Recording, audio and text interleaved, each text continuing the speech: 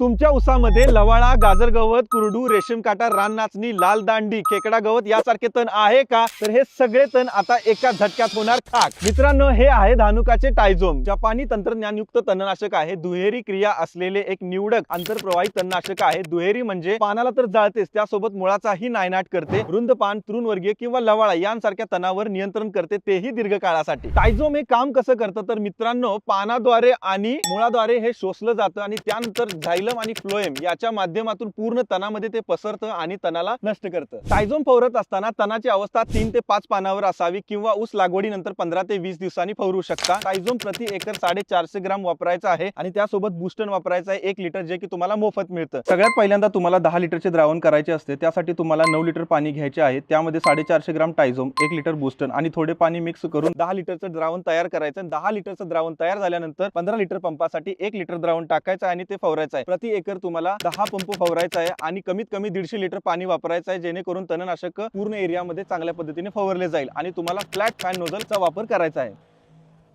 आता फक्त एकदाच फवारणी करा आणि तणाच्या चिंतेपासून मुक्त व्हा, जेणेकरून खर्च कमी आणि उत्पादन जास्त. आता टायझोमने तण करा एका झटक्यात खाक.